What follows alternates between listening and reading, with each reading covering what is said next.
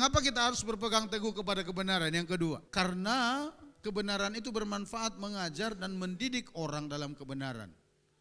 Dalam 2 Timotius ayat 16 dikatakan demikian, segala tulisan yang diilhamkan Allah, artinya firman itu, memang bermanfaat untuk mengajar, bermanfaat untuk menyatakan kesalahan, bermanfaat untuk memperbaiki kelakuan, dan untuk mendidik orang dalam kebenaran. Apa itu kebenaran itu sendiri? Kebenaran itu bermanfaat. Jadi artinya kalau kita berpegang teguh kepada kebenaran itu, maka kebenaran itu akan mengajar kita. Kebenaran itu akan menyatakan kesalahan-kesalahan yang kita lakukan itu, akan memperbaiki kelakuan kita dan akan mendidik kita dalam kebenaran itu sendiri. Next. Kebenaran Allah tidak hanya berfungsi menghindarkan kita dari kesesatan, tapi juga berfungsi untuk mengajar, menyatakan kesalahan, memperbaiki kelakuan, dan mendidik orang dalam kebenaran. Next. Artinya Bapak Ibu, jika seseorang berpegang teguh pada kebenaran Allah, mereka akan hidup seperti Kristus hidup dan menyenangkan hati Allah. Dari hari ke hari, hidup mereka akan terus dibaharui menjadi seperti Yesus. Kalau saudara memberi diri terus diajar oleh kebenaran, maka saudara akan memenuhi target Allah dalam kehidupan saudara. Apa itu? Menjadi seperti Yesus. Karena tujuan Allah dalam kehidupan kita ketika Tuhan ciptakan kita, supaya kita menjadi seperti Yesus. Coba kita lihat ayatnya, Roma pasal 8 ayat yang ke-29. Dikatakan begini. Sebab semua orang yang dipilihnya dari semula, semua orang loh. Kalau Bapak Ibu percaya bahwa Bapak Ibu orang dipilih Tuhan dari semula, maka firman ini berlaku untuk saudara. Mereka juga ditentukannya dari semula.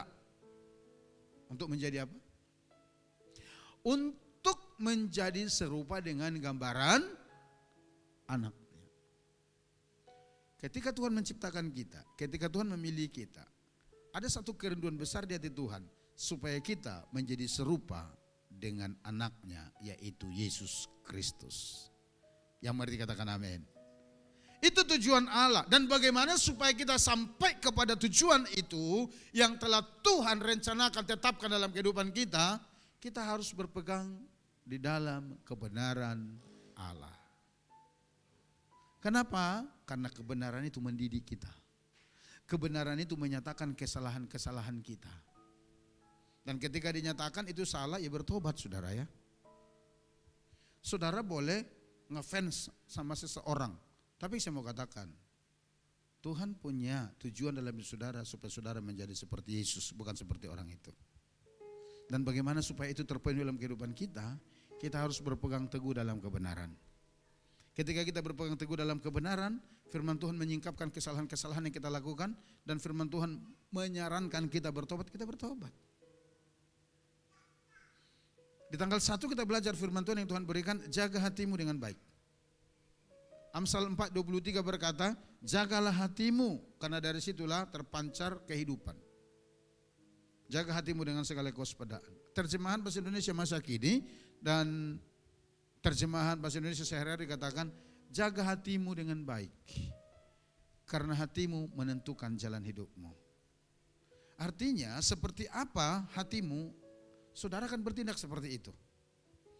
Kalau ada sesuatu yang tidak enak di hati saudara terhadap seseorang, pasti kalau saudara ketemu, ada yang mengganjal. Ekspresimu pasti beda. Gak bisa dibohongi itu. Oleh karenanya firman Tuhan mengajar kita di tahun lalu supaya kita mengampuni. Karena Bapa di surga telah mengampuni kita. Itu yang dimaksud. Kebenaran itu mengajar kita, menyatakan kesalahan, dan mendidik kita berjalan dalam kebenaran. Membenci orang itu enggak bagus, menyimpan kepahitan itu enggak bagus, menyimpan dendam itu enggak bagus. Kalau begitu bagaimana cara? Bertobat. Tapi Pak masih sakit gitu. Ya minta kekuatan dari Roh Kudus. Udah minta Pak, tapi aduh kalau ketemu rasanya masih enggak enak. Saya mau katakan itu hati saudara belum sembuh. Dan saya juga dulu mengalaminya. Sampai suatu waktu saya berdoa, saya tahu itu roh Tuhan berbicara di hati saya. Saudara itu berkata demikian, kenapa engkau diperbudak dengan situasi seperti itu? Kenapa engkau tidak bisa lepas? Kenapa engkau tidak bisa mengampuni orang itu? Biasalah kita punya argumen kepada Tuhan ya kan?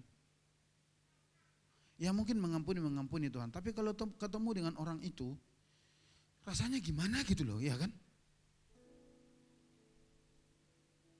Sampai Tuhan berikan saya hikmat, berikan ide bagaimana berkemenangan dari situ. Saudara tahu mau dengar gimana idenya, caranya? Sampai Tuhan itu kasih tahu saya loh. Tuhan bilang begini, begini aja. Supaya hatimu tidak terganggu dengan orang itu dan kau benar-benar bisa mengampuni dia. Dan kalau ketemu dengan dia di satu-satu pertemuan, hatimu tenang, hatimu beres, hatimu tidak terganggu. Anggap aja kau tidak pernah ketemu sama orang itu.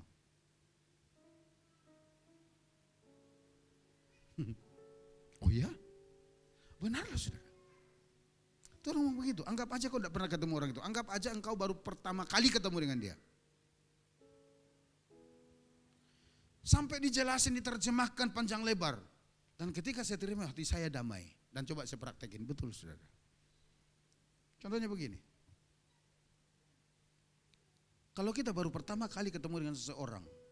Contohnya dia orang Papua, saya dari Sumatera, ketemu di Putu Sibau. Lalu kenalan, oh saya pendeta Sondang dari ini bilang. Oh iya Pak, saya juga dari Papua. Apakah pernah diantara saudara begitu kenalan dengan orang lain pertama ketemu sakit hati? Langsung ada rasa benci, dendam, kepahitan, ada? Enggak ada. Karena baru ketemu. Hati kita itu tenang, hati kita plong. Jadi Tuhan katakan, bersikap begitu aja. Anggap aja selama ini enggak pernah ketemu. Anggap aja baru pertama ketemu di tempat itu. Oh ya? Iya, oke.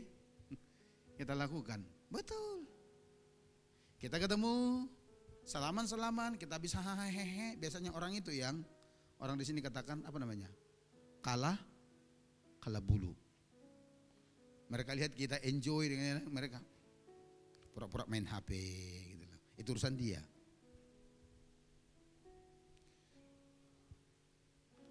Dan karena baru pertama kali ketemu, tidak ada juga kewajiban harus salaman. Masa iya Pak? Iya. Bapak Ibu pernah ke pasar sayur?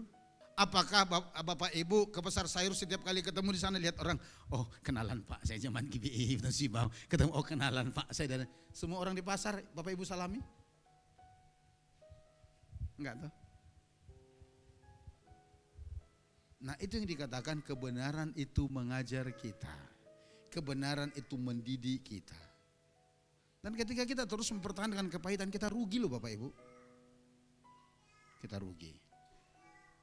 Oleh karenanya berpegang teguh kepada kebenaran, lakukan kebenaran, karena kebenaran itu mendidik kita berjalan di dalam kebenaran Tuhan, membuat kita menjadi seperti Yesus.